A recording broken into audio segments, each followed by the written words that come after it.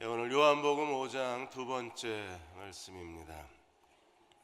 올해가 정유년입니다. 정유라가 아니고 정유년입니다. 그래서 붉을 정자에다가 닭 유자를 써서 붉은 달개해라고 그렇게 부릅니다.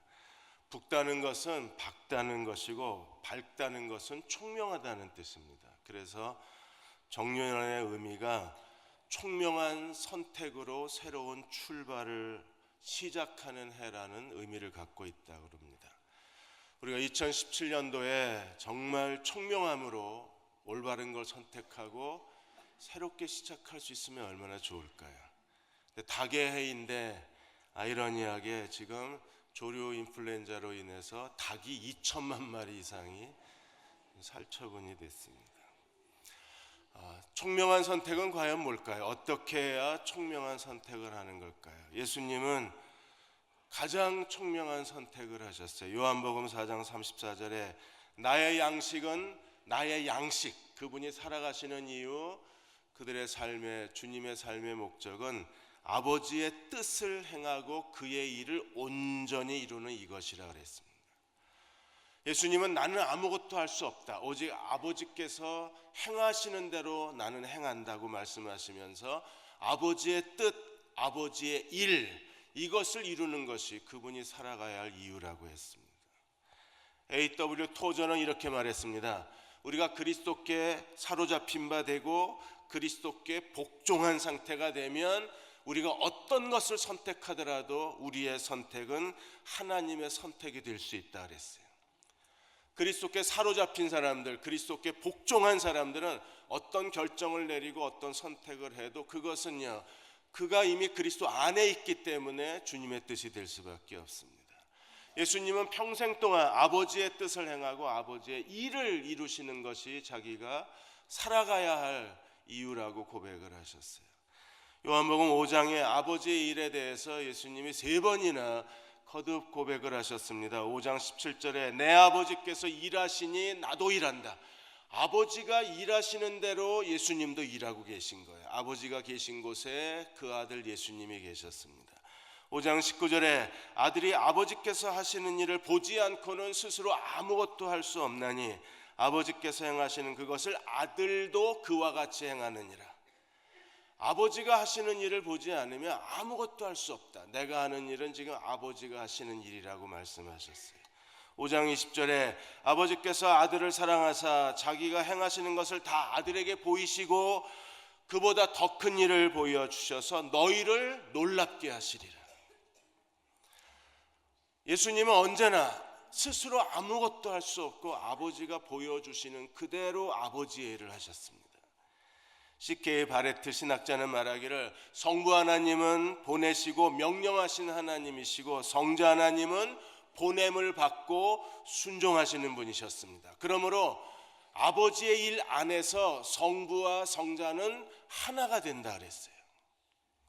예수께서 이 땅에 하시는 일은 과연 뭘까요? 내가 아버지의 일을 한다. 아버지께서 하시는 일을 나도 한다. 어떤 일을 하셨을까요? 오늘 요한복음에 크게 2가지 일을 예수님이 하셨는데 이 2가지 일이 아버지가 하시는 일이 예수님이 하신 일이었어요. 그 첫째가 무엇입니까? 사람을 살리는 생명입니다. 38년 된 병자 베데스다 목가에서 그는 무기력하게 누워 있었습니다. 패배의 자리와 열등감의 자리와 죽음의 절망의 자리에 누워 있었을 때 예수께서 38년 된 병자를 찾아가셔서 일어나 내 자리를 들고 걸어가라 말씀하시고 그를 낫게 하셨어요. 생명의 역사인 겁니다. 이 38년 된 병자를 통해서 예수님이 하시는 하나님의 일이 무엇인가를 설명하고 있는 거예요. 먼저 5장 21절에 아버지께서 죽은 자를 일으켜 살리신 것 같이 아들도 자기가 원하는 자들을 살리시느니라. 25절에 진실로 진실로 너에게 이르노니 죽은 자들이 하나님의 아들의 음성을 들을 때가 오나니 곧 이때라. 듣는 자는 살아나리라. 28절 29절에 마지막 주의 재림의 육체의 부활에 대해서 설명하시기를 29절만 보겠습니다. 29절에 선한 일을 행한 자는 생명의 부활로 악한 일을 행한 자는 심판의 부활로 나아오리라. 생명으로 말미암아 주님께서 생명의 부활, 심판의 부활로 부활시키겠다고 말씀을 하셨습니다. 그러므로 예수께서 하시는 하나님의 일은 십자가에 죽으시고 부활하심으로 말미암아 누구든지 그리스도를 믿는 사람들을 다시 살리시는 것, 이 생명의 역사가 그리스도가 하시는 일이에요. 요한복음 5장 24절 25절에 구원에 대해서 이렇게 설명하셨습니다. 24절 25절은 우리가 받은 구원이 어떤 구원인가를 자세하게 설명하고 구원에 대한 지식을 주고 우리는 어떤 사람인가, 구원받은 사람의 정체성을 우리에게 보여주고 있어요. 5장 24절에 내가 진실로 진실로 너에게 이르노니 내 말을 듣고 또 나 보내신 이를 믿는 자는 영생을 얻었고 심판에 이르지 아니하나니 사망에서 생명으로 옮겼느니라. 예수 그리스도를 믿으셨나요? 그리스도가 여러분의 개인의 구세주가 되셨습니까? 그럼 우리는 어떤 사람이에요? 하나님이 어떤 구원을 우리에게 주셨나요? 예수께서 행하신 아버지의 일이 무엇입니까? 우리로 하여금 영생을 가졌고 심판에 이르지 아니하고 사망에서 생명으로 옮겨진 사람이 됐다고 했습니다. 그리고 25절에 진실로 진실로 너에게 이르노니 죽은 자들이 하나님의 아들의 음성을 들을 때가 오나니 곧 이때라. 죽은 사람은 살아나리라. 무덤에서 부활할 것에 대해서 말씀을 하셨습니다. 우리가 예수 그리스도를 믿으면 주님은 생명의 구세주가 되셔서 우리에게 영생을 주시고 심판에 이르지 아니하게 하시고 사망에서 생명으로 옮겨 주시고, 그러나 우리는 죽어야 됩니다. 그러나 어느 날 예수께서 다시 오실 때 무덤에 있는 자들이 예수의 음성을 듣는 순간에 무덤에서 다 부활하는 생명의 역사를 성취하시게 될 거예요. 우리는 어떤 구원을 받았는가를 기억하고 예수께서 오늘도 죽은 자를 다시 살리시는 하나님이심을 우리가 경배하고 섬겨야만 합니다. 두 번째 하시는 심판입니다. 하나님께서 심판하시는 권세를 예수께 주셔서 우리의 구세주 되신 그리스도가 우리의 심판자가 되신 거예요. 그래서 22절에 이렇게 말합니다. 아버지께서는 아무도 심판하지 아니하시고 심판을 다 아들에게 맡기셨느니라. 이제 우리를 심판하시는 분은 누구십니까? 아버지 하나님이 아니라 예수님이 우리의 심판자가 되시는 거예요. 그러므로 그리스도를 믿지 않는 사람은 그리스도를 믿지 아니함으로 이미 심판을 받았다고 성경이 증언하는 이유가 여기에 있습니다. 27절에 보시면 또 인자됨을 인하여 심판하는 권한을 누구에게 주셨어요? 예수님에게 주셨습니다. 예수님은 어떻게 심판할까요? 모든 권한을 예수께 주셨기 때문에 예수님이 자기 마음대로 심판하는 게 아니라 30절에 이렇게 말씀하셨습니다. 내가 아무것도 스스로 할 수 없노라.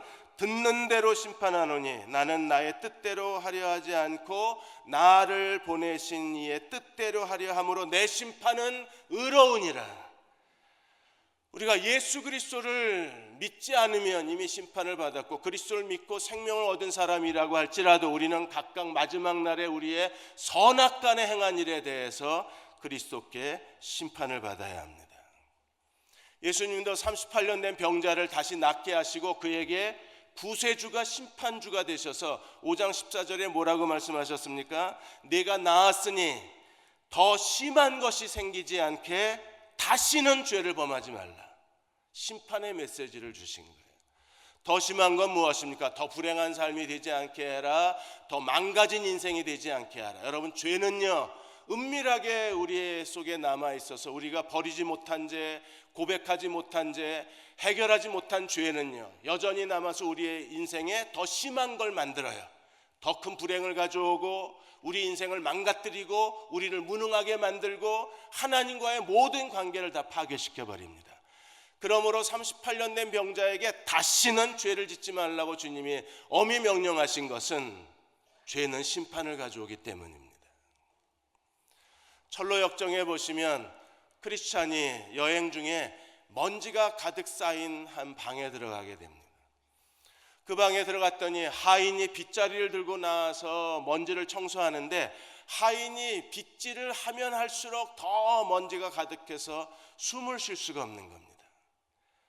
조금 있다가 소녀 하나가 나오더니 이 소녀는 물을 뿌리면서 청소를 합니다. 그러자 집안이 너무나 깨끗해진 거예요. 그래서 크리스찬이 해설자에게 물었습니다. 이게 나에게 무엇을 가리키는 거냐? 그러자 하인의 빗자루는 율법이라 그랬습니다. 여러분, 율법은요, 쓸면 쓸수록 먼지가 더 많아져요. 율법은 우리를 죄에서 해방시켜주지 못합니다. 율법은 우리 속에 죄가 더 살아나게 만들어줍니다. 율법은요, 우리 안에 숨어있는 죄를 다 드러내줍니다. 어린 소녀의 물은 무엇입니까? 바로 예수 그리스도의 복음입니다. 예수 그리스도의 십자가의 보혈입니다. 예수께서 십자가의 죽으심으로 말미암아 그를 믿는 자들의 모든 죄를 사하시고 우리의 죄를 용서하실 뿐 아니라 그 죄로부터 우리를 해방시키시는 것이 그리스도의 생명이요 그리스도의 심판인 거예요. 이 그리스도를 믿음으로 우리가 구원받은 사람이라면 우리는요, 매일의 삶에 겸손하게 살고 진실하게 살고 하나님 앞에 하나님을 경외함으로 정직하게 살아야 됩니다. 왜 그래야 되나요? 마지막 날에 우리가 다 그리스도의 심판대 앞에 다시 서야 하기 때문에 그렇습니다. 선악간에 행한 일에 대해서 그대로 받을 수밖에 없는 거예요. 예수 그리스도를 믿는 많은 사람들이 아직도 변화되지 않는 이유가 어디에 있을까요? 예수 믿은 지 오랜 시간이 지났는데도 여전히 그들은 다시는 죄 짓지 말라, 이 말씀대로 못 사는 거예요. 여전히 삶 속에 죄가 있고 죄의 흔적이 있고 해결되지 못한 죄들이 남아 있습니다. 그러한 죄가 반드시 더 심한 것을 가져와요. 우리 인생을 정말 힘들고 어렵게 만들 수 있는 겁니다. 왜 변화가 안 일어날까요? 필립 얀시가 놀라운 하나님의 은혜라는 책에서 레미제라블 장발장의 이야기를 그 책에 썼습니다. 장발장이 언제 변화가 됐습니까? 교회 설교 듣고 변화된 게 아닙니다. 기도하다 변화된 게 아닙니다. 그가 성당에서 은초대를 갖고 훔쳐가지고 도망가다가 잡혔는데 그 밀레르 신부가 그를 아무 값 없이 조건 없이 용서해주는 그 용서 때문에 변화가 되는 거예요. 우리가 하나님 앞에 그리스도의 보혈로 우리의 모든 죄가 용서받고 주님의 용서가 우리를 관통해서 우리가 그 용서를 외면하지 아니하고 그 용서가 우리를 관통하고 그 용서가 우리 가운데 충만히 임한다면 그 하나님의 용서가 우리를 변화시키는 겁니다. 장발장이 회개하지 않았습니다. 하나님의 용서에 무릎 꿇자마자 용서가 사람을 변화시킨 거예요. 그래서 그는요, 이제 남은 생애를 가난한 사람들을 위해서 하나님의 사랑을 실천하며 살기를 시작합니다. 이 한 사람의 인생을 변화시킨 것은 하나님의 용서였었어요. 생명이 있는 곳에 심판은 없습니다. 우리가 진정으로 하나님의 사랑을 온몸으로 경험한 사람이라면 우리는 하나님의 심판대 앞에 부끄러울 것이 없는 사람으로 서 있을 수 있을 겁니다. 예수님은 이렇게 하나님의 일을 하셨습니다. 그러면 오늘 우리도 하나님의 일을 감당해야 하는데 오늘 우리는 어떤 하나님의 일을 해야 될까요? 그 첫 번째 우리가 해야 할 하나님의 일은 하나님이 우리에게 주신 하나님의 구원을 성취해야 합니다. 구원은 자라나고 구원은 점진적입니다. 5장 24절 25절에서도 사망에서 생명으로 옮겨졌는데도 불구하고 우리는 여전히 죄를 짓습니다. 우리는 영생을 얻었고 심판에 이르지 아니함에도 불구하고 우리는 여전히 육체 가운데 살고 있습니다. 영생을 가졌는데도 우리는 언젠간 죽어야 됩니다. 그렇게 모두 다 죽음과 무덤에 갇혀 있다가 그리스도가 다시 오실 때에 비로소 우리는 육체의 부활을 경험하는 거예요. 그러므로 구원받은 사람은 지금 구원받고 있고 마지막에 최종적으로 구원이 될 것입니다. 그러므로 바울은 빌립보 2장 12절에 구원에 대해서 이렇게 말했습니다. 그러므로 나의 사랑하는 자들아 너희가 나 있을 때뿐 아니라 더욱 지금 나 없을 때에도 항상 복종하여 두렵고 떨림으로 너희 구원을 이루라. 영생을 가진 사람이 이미 심판에 이르지 아니하고 우리는 사망에서 생명으로 옮겨진 사람인데 우리는 구원이 자라남에 따라서 예수 그리스도를 닮게 되고 구원이 자라남에 따라서 우리는 하나님이 거룩하신 것처럼 말과 행실에 거룩한 사람이 될 수 있는 거예요. 우리는 자신이 하나님이 주신 구원이 우리 안에서 자아 실현되고 우리 안에서 성숙해지고 구원이 자라도록 온 힘을 다 기울여야만 합니다.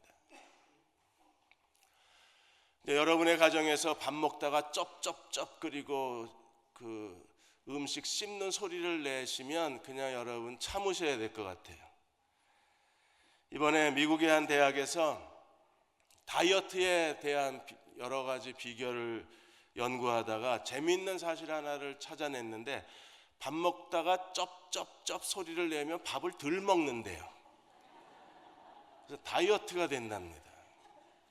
그러니까 음식을 눈으로 보고 미각적 효과, 그 다음에 먹고 이게 맛에 대한 효과가 있고 쩝쩝쩝거리면 청각의 효과가 있다고 그럽니다. 이거를 클런치 효과라고 그럽니다. 크런치가 씹는 소리잖아요. 크런치 효과가 있어서 이게 쩝쩝거리고 먹는 사람하고 그렇지 않은 사람하고 비교해 봤는데 쩝쩝거리고 먹는 사람이 훨씬 음식을 덜 먹었대요. 사람들은요, 다이어트 하려고 모든 관심과 신경과 에너지가 다 거기가 있어요. 제 딸도 일 마치고 돌아오면 체중계를 몇 번이나 올라가는지 모릅니다. 그냥 오직 관심이 몸무게에 있어요. 살아도 몸무게, 죽어도 몸무게. 몸무게 자주 올라간다고 무슨 체중이 빠지는 것도 아닌데 그렇게 거기에 집착이 있는 겁니다. 여러분, 더 아름다워지고 싶은 현대인의 욕구에 그런 열망이 있는 것처럼 우리는요, 하나님이 우리에게 주신 구원을 성취하는 데 온 힘을 다 기울여야 하는 거예요. 그럼 구원이 자라난 사람은 어떻게 삽니까? 요한일서 3장 14절에 이렇게 설명했습니다. 우리가 형제를 사랑함으로 사망에서 옮겨 생명으로 들어간 줄 알거니와 사랑하지 아니하는 자는 사망에 있느니라. 여전히 죽은 거예요. 예수님은요, 죽은 자를 살리러 오신 겁니다. 그래서 우리가 예수를 믿고 다시 살아난 거잖아요. 이 생명의 증거가 있어야 되는데 우리가 영생을 가진 사람이라는 증거가 어디 있습니까? 형제를 사랑하는 데 있는 거예요. 만일에 형제를 사랑하지 않으면 죄송하지만 성경이 뭐라 그랬습니까? 사망에 있다 그랬어요. 형제를 사랑해야 사망에서 생명으로 옮겼다 그랬습니다. 5장 24절에 뭐라 그랬습니까? 내 말을 듣고 나 보내신 이를 믿는 자는 사망에서 생명으로 옮겼느니라. 그런데 요한일서 3장에서는요, 우리가 형제를 사랑해야 사망에서 생명으로 옮겨졌다 그러는 거예요. 우리가 요한복음 5장만 가지고 1년을 설교할 수 있습니다. 사망과 생명, 하나님의 영생을 가진 사람들은요, 형제를 사랑해요. 그리고 22절 23절에 이 형제 사랑하는 계명과 기도에 대해서 이렇게 설명했습니다. 무엇이든지 구하는 바를 그에게서 받나니. 여러분, 이렇게 살고 싶지 않으십니까? 조지 물러가 5만 번 기도 응답을 받았다 그러는데 우리도 무엇이든지 구하는 바를 그에게서 응답받나니, 그런 기도의 사람이 되고 싶지 않으신가요? 우리가 기도 응답을 받으려면 어떻게 해야 됩니까? 우리가 그의 계명을 지키고 그의 기뻐하시는 것을 행함이라. 그리스도의 계명을 지켜야 우리의 기도에 하나님이 응답하신다는 거예요. 그럼 그 계명이 무엇입니까? 23절에 그의 계명은 이것이니 곧 그 아들 예수 그리스도의 이름을 믿고 우리가 그의 계명대로 서로 사랑할 것이라. 하나님의 말씀, 하나님의 계명은요, 예수 그리스도를 믿고 서로 사랑하는 것, 이게 그의 계명이에요. 이 계명대로 살아야 무엇이든지 구하는 대로 네가 받을 것이라. 하나님이 우리에게 놀라운 기도 응답의 약속을 주신 거예요. 이번에 하버드 대학에서 무려 75년에 걸친 하버드 그랜트 스터디 프로그램을 2013년에 종료를 했습니다. 이 그랜트 스터디는요, 하버드 대학의 20대 젊은이들을 선정을 해서 268명을 선정을 해서 그들의 인생을 75년 동안 추적을 한 거예요. 무엇에 대한 연구였느냐 하면 사람이 언제 행복을 느끼는가에 대해서 추적 조사를 했습니다. 그리고 이 조사를 통해서 하나님이 인간의 내면에 감추어 두신 하나님의 삶의 디자인, 하나님의 인간 설계가 이 그랜트 스터디하고 해답이 같은 거예요. 하나님의 말씀하고 이 연구 결과가 같은 겁니다. 이 연구 결과가 어디에 있어요? 이 연구 결과를 마태복음 22장에서 찾았습니다. 너희가 마음을 다하고 뜻을 다하고 성품을 다하고 목숨을 다하여 주 너희 하나님을 사랑하라. 여러분, 목숨을 다해서 하나님을 사랑할 때 그 하나님을 사랑할 수 있는 사람들에게서 행복이 넘쳐나는 거예요. 그리고 내 이웃을 내 몸처럼 사랑하라. 내 곁에 있는 사람들을 마치 자기 자신을 사랑하듯이 내게 있는 사람들을 온 마음을 다해서 자기 목숨을 내어주기까지 사랑할 때 그 사랑에서 행복이 솟아나는 거예요. 75년 동안의 인간의 추적 조사에서 밝혀낸 행복의 비밀은 바로 하나님이 이미 말씀하신 겁니다. 하나님을 사랑하라, 이웃을 사랑하라. 사랑에 그 해답이 있었던 거예요. 우리가 하나님을 사랑하고 이웃을 사랑하는 사람이 되어야 구원이 완성된 사람이 되는 겁니다. 하나님의 일의 두 번째 측면이 있습니다. 그것은요, 하나님이 오늘 본문에 생명과 심판을 두 번이나 반복해서 말씀을 하세요.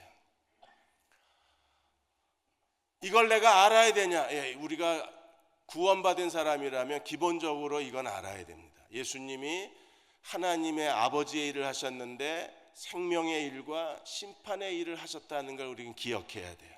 이게 두 번이나 나옵니다. 먼저 21절과 22절에 보시면 아버지께서 죽은 자들을 일으켜 살리신 것 같이 아들도 자기가 원하는 자를 살리시냐, 생명입니다. 그리고 22절에 아버지께서 아무도 심판하지 아니하시고 심판을 다 아들에게 맡기셨느니라, 심판에 대한 겁니다. 그래서 생명과 심판이 한 세트가 되는 거예요. 그 다음에 26절, 27절에 다시 한번 생명과 심판에 대해서 말씀하십니다. 26절에 아버지께서 자기 속에 생명이 있음 같이 아들에게도 생명을 주어 그 속에 있게 하시고, 아버지에게 있는 게 아들에게도 있는 겁니다. 그리고 27절에 인자됨으로 말미암아 심판하는 권한을 주셨느니라, 아버지가 하시던 심판을 아들에게 주신 겁니다. 왜 이렇게 하셨을까요? 하나님이 아버지의 생명과 심판을 아들의 생명과 심판의 권한으로 주신 이유가 어디 있어요? 23절에 그 이유가 이렇게 설명이 됐습니다. 모든 사람으로 아버지를 공경하는 것 같이 아들을 공경하게 하려 하심이라. 아들을 공경하지 않는 사람은 아버지를 공경할 수 없느니라. 우리로 하여금 생명과 심판자이신 예수 그리스도를 마음을 다해서 경외하고 사랑하고 존중히 여기고 존경하게 하는 게 하나님의 목적인 거예요. 그러므로 우리는요, 아버지의 일을 하려는 사람들은 매일의 삶 속에서 어떻게 해야 됩니까? 그리스도를 공경할 줄 아는 그리스도의 종들이 돼야 돼요. 어떤 사람이 그리스도를 존중히 여기는 사람일까요? 마태복음 6장에서 예수님이 이렇게 가르치셨습니다. 6장 31절에 34절까지 그러므로 염려하여 이르기를 무엇을 먹을까 무엇을 마실까 무엇을 입을까 하지 말라. 이는 다 이방인들이 구하는 것이요. 여러분, 이방인들은요 끊임없이 염려합니다. 무엇을 입을까 무엇을 마실까 무엇을 먹을까. 염려 자체는 하나님을 업신여기는 행위입니다. 하나님과 재물을 겸하여 섬길 수 없다고 말씀하셨는데, 우리가 염려하고 탄식하고 한숨을 쉬면 하나님 무시하는 거예요. 하나님은 어떤 분이십니까? 이는 다 이방인들이 구하는 것이라 너희 하늘 아버지께서 이 모든 것이 너희에게 있어야 할 줄을 아시느니라. 하나님이 여러분에게 뭐가 필요한지 다 알고 계신 걸 믿으십니까? 그러면 어떻게 해야 돼요? 33절에 이렇게 살으라는 겁니다. 너희는 먼저 그의 나라와 그의 의를 구하라. 그리하면 이 모든 것을 너희에게 더하여 주시리라. 공동번역에는 이렇게 되어 있습니다. 너희는 먼저 하나님의 나라와 하나님이 의롭게 여기시는 것을 구해라. 그리하면 모든 것을 너희가 곁들여 받게 될 것이라. 보너스로 받게 될 것이라. 하나님 나라와 하나님이 의롭게 여기시는 것을 구하고 살아야 합니다. 하나님 나라를 구하는 사람들은 어떻게 사는 사람들인가요? 여러분, 그게 34절입니다. 그러므로 내일 일을 위하여 염려하지 말라. 내일 일은 내일이 염려할 것이에요. 내가 염려하는 게 아니라 내일 일은 내일이 염려하는 거예요. 내일 일은 내일이 염려할 것이요 한날의 괴로움은 그날로 족하니라. 공동번역에 이렇게 되어 있습니다. 그러므로 내일 일을 걱정하지 말라. 내일 걱정은 내일에 맡겨라. 하루의 괴로움은 그날에 족하다. 여러분, 내일 걱정은요 내일에게 맡겨요. 우리는 어떻게 살아야 되나요? 오늘을 사는 겁니다. 제가 여러분 곁에 있는 동안에 계속 강조하고 싶은 말씀이 오늘 마태복음 6장입니다. 제발 오늘을 사십시오. 2017년도에 우리에게 많은 계획이 있고 하고 싶은 일들이 있습니다. 그러나 그 일이 정말 이루어질지, 내게 기회가 될지, 내가 그걸 할 수 있는 능력이 있을지 우리는 잘 모릅니다. 내가 세운 계획이 하나님의 뜻인지 아닌지 확신도 없습니다. 그럴 때 우리가 정말 해야 할 하나님 나라와 의롭게 여기시는 삶의 원리가 무엇입니까? 오늘을 사는 거예요. 오늘. 미국의 상원의 채플이신 리처드 햄버슨 목사님께서, 그분이 그 베세다에 있는 제4장로교회의 담임 목사님이신데, 이분이 23년 동안 똑같은 축도를 성도들에게 기도를 한 겁니다. 그게 오늘의 신앙입니다. 리처드 목사님은 이렇게 기도했습니다. 여러분은 우연히 여기 온 게 아닙니다. 떠밀려 온 것도 아닙니다. 여러분, 내가 오늘 이 자리에 서 있는 것은 내가 이 여자하고 결혼하고 내 자녀들이 이렇게 태어나고 내가 이 직업을 갖고 있고 오늘 대전에 살고 있고 오늘 내가 서 있는 이 자리는 떠밀려 온 게 아니고 실패해서 온 게 아니고 어쩌다 우연히 온 게 아니라는 거예요. 우리가 여기 서 있는 것은 우연히 온 것이 아닙니다. 어디를 가든지 하나님이 여러분을 보내셨습니다. 어디에 있든지 하나님이 여러분을 거기에 두셨고 여러분이 거기 있는 것은 그의 목적이 있기 때문입니다. 내가 여기 있는 것은 하나님의 목적이 있기 때문이랍니다. 여러분 안에 내주하시는 그리스도께서 여러분이 서 있는 그 자리에서 여러분을 통해서 무언가를 하길 원하시기 때문에 나를 여기에 두셨다는 거예요. 내가 실패해서 잘못 올 수도 있습니다. 내가 결정을 잘못 내려서 여기 서 있을 수도 있어요. 그러면 어떻게 해야 됩니까? 그 오늘을 내가 붙잡고 오늘 최선을 다하고 오늘 내가 할 수 있는 전념을 다해서 오늘을 살면 하나님을 의지하고 리처드 목사님이 말한 것처럼 그리스도의 은혜, 그리스도의 사랑, 그리스도의 능력을 의지하고 내가 오늘 최선을 다해서 오늘 내 곁에 있는 사람들, 오늘 내가 하는 일, 오늘 내가 서 있는 이 자리에서 최선을 다하면 내가 실패하고 잘못 결정해서 여기에 있다고 할지라도 그걸 하나님의 목적으로 바꾸어 주신다는 거예요. 리처드 햄버슨 목사님은요, 이걸 23년 동안 교인들에게 계속 오늘을 살으라고, 그게 하나님의 주권을 인정하는 사람이라고 가르치신 거예요. 어제 중동부 할렐루야 밤이 있었는데 많이들 안 오셨어요. 지난주에 예수 복장하고 와서 광고한 거 기억나시죠? 그리고 다 잊어버리셨어요. 중등부 아이들이 공연하는 걸 보면서 뒤에 앉아서 저의 중등부 시절을 생각하다가 아이들한테 격려사를 해야 되는데 제 중학교 때 얘기를 했어요. 제 중학교는 저희 어머니가 다 망가뜨렸습니다. 제가 초등학교 6학년 때에 아버님이 재혼을 하셔서 어느 날 학교 갔다 오니까 왜 낯선 여자분이 계신데 아버님이 네 엄마다 이러시는 거예요. 그때부터 제가 집에 들어가는 게 싫었습니다. 중학교에 올라갔는데 서울 도남동에 삼선중학교가 됐어요. 근데 집이 멀기도 하고 삼선중학교 옆에 그 당시에 YMCA 사장이셨던 저희 숙부님이 거기 큰 집을 갖고 사셔서 이제 3년 동안에 아예 그 집 가서 살았어요. 그러니까 저는 중학교 때 정말 방황을 했습니다. 어느 날 갑자기 한 여자분이 들어오시면서 저는 집에서 멀어지게 되고 가족에게서 멀어지게 되고 방황하고 가출하고 정말 가난하고 힘겹게 살아야 됐었던 거예요. 그 어머니에 대한 마음이 이렇게 좋지가 않았었습니다. 근데 하나님께서 제가 화상당하고 병원에 누워 있었는데 그 시체 썩는 냄새가 나서 아무도 들어오려고 하지 않았는데 저의 병상을 지켜주신 분이 어머니였었어요. 그때 제가 처음으로 마음으로 어머니라고 불렀습니다. 그리고 그 어머님이 너무 질병, 육체의 고통 때문에 너무 힘들어 하시다가 동네 교회를 나가시게 되고 어머니를 통해서 구원의 복음이 저희 집안에 흘러들어오고 어머니를 통해서 하나님의 사랑이 흘러들어온 거예요.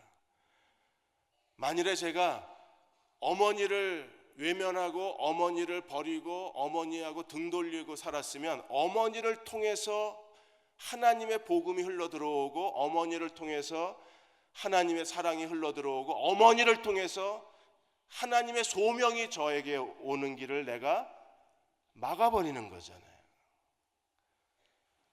정말 힘든 상황인데 그 어머니로 인해서 오늘의 내가 있는 거예요. 힘들고 두렵고 쳐다보기도 싫은 아버지의 재혼, 그 거듭되는 아버지의 재혼, 정말 결혼이 두렵고 결혼하기 싫어한 그 정도로 끔찍한 아버지의 거듭되는 재혼이 결국에 구원의 문을 열어주고 하나님이 저를 부르시게 되고 그 죽음의 위기에서 하나님이 저를 다시 살리셔서 이 길을 걸어가게 하시는 것은 그 어머니의 오늘이었어요. 나의 오늘 어머니였었어요. 우리가 하나님 앞에 살아가는 동안에 여러분 도망가고 싶고 뛰쳐나가고 싶고 이건 아니다 싶을 때가 있을 겁니다. 자꾸 외면하고 우리가 겉돌고 그걸 내가 손으로 잡지 않으면 거기서 시작되는 하나님의 목적, 하나님의 계획을 내가 다 망가뜨려 버리는 거예요. 어떤 사람이든 어떤 사건이든 어떤 고통이든 어떤 두려움이든 그게 내 실수든 하나님의 인도하심이든 상관이 없어요. 하나님의 인도하심이면 더 좋고, 근데 만일에 내가 실수하고 내가 잘못 결정을 해서 일어난 일이라고 할지라도 내가 하나님께 오늘을 드리면 거기에 하나님의 목적이 있는 오늘로 바꿔주신다는 거예요. 하나님은 어떤 분이십니까? 오늘도 쉬지 않고 일하고 계시는 하나님이십니다. 내 아버지가 일하시니 나도 일한다. 오늘도 쉬지 않고 일하시는 아버지이심을 믿으십니까?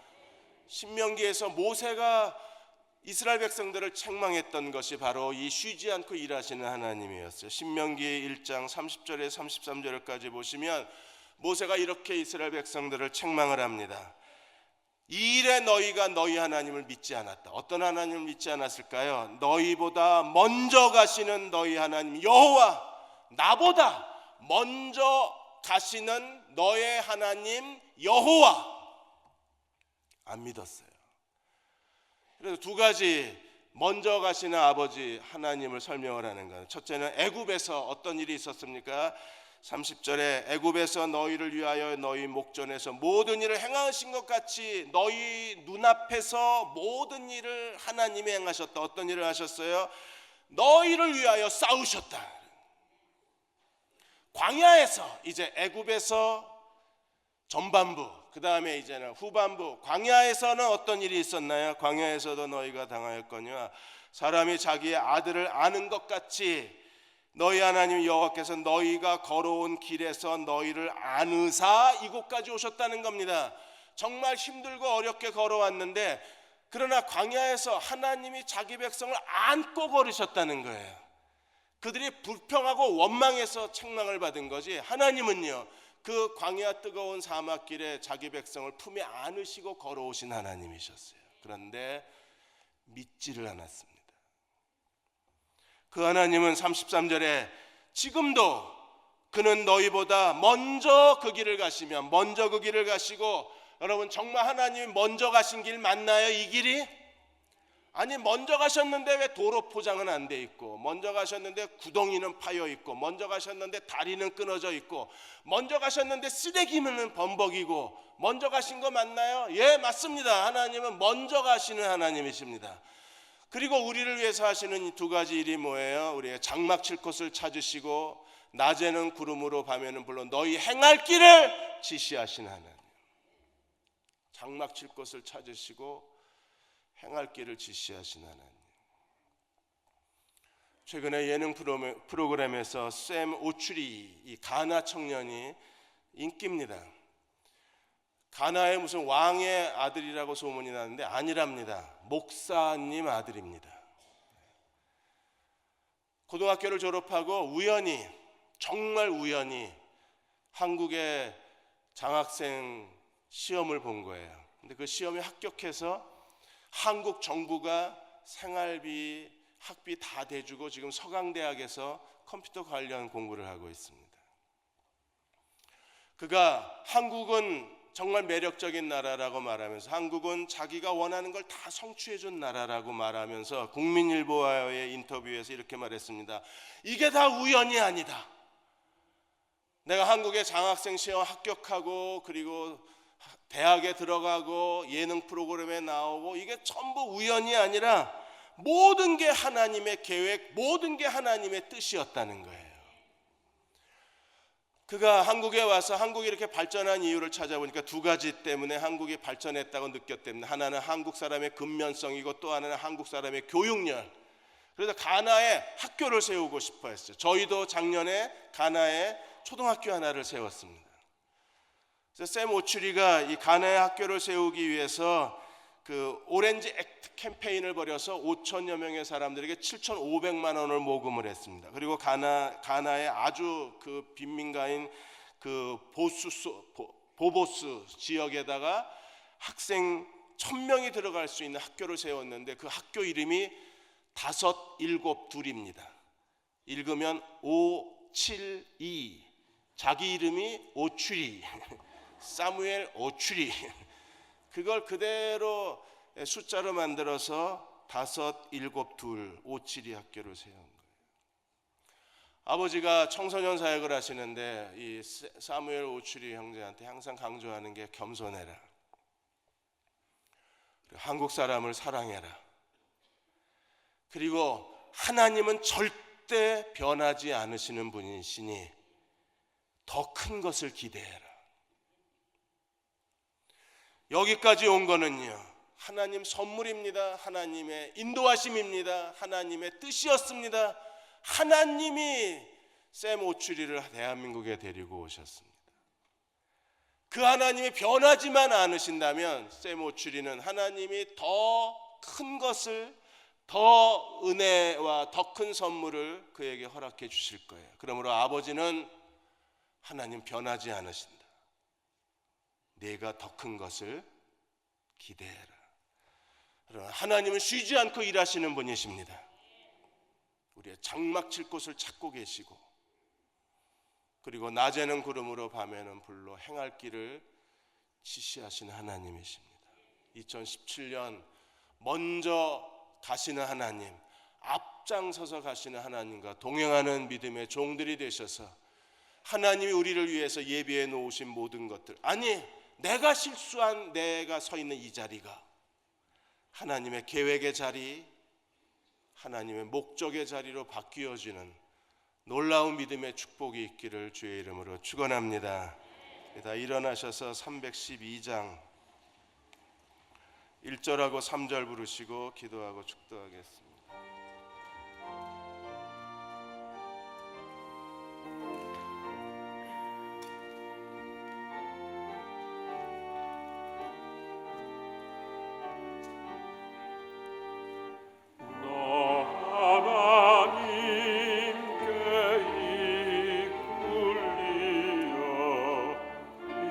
평생 주만 바라며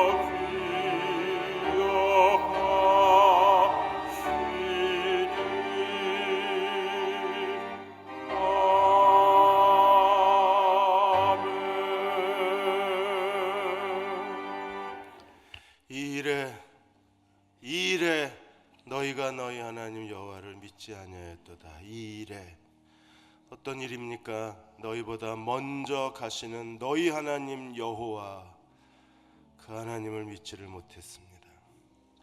아버지, 믿음을 주옵소서. 앞서가시는 하나님을 의지하고 2017년을 살게 해주시기 원합니다. 내 직장은 어디에? 이제 은퇴하고 나면 뭘 하고 살아야 되나? 나는 누구하고 결혼해야 되나? 하나님은 장막 칠 곳을 찾아주신다고 말씀하시고, 그리고 우리 보고 알아서 가라고 말씀하시는 게 아니라 밤에는 선명하게 잘 보이게 불로, 낮에는 더 잘 보이게 구름 기둥으로 너희 갈 길을, 가야 할 길을, 가야만 되는 길을 지시하시는 하나님이라고 했습니다. 주여, 이 하나님과 동행하게 하여 주옵소서. 이 하나님을 의지하게 하여 주옵소서. 이 하나님을 믿고 내 삶을 의탁하게 하여 주옵소서. 너의 길을 여호와께 맡기라. 저를 의지하면 저가 이루어 주시고 그 약속이 이루어지는 올 한 해가 되게 해주시기 원합니다. 주여, 내게 믿음을 더하여 주옵소서. 하나님을 의지하게 하여 주옵소서. 우리 간절히 통성으로 기도하겠습니다. 하나님, 저희에게 말씀하여 주시고 우리에게 계시하여 주시고 우리에게 나타내 보여 주시옵소서.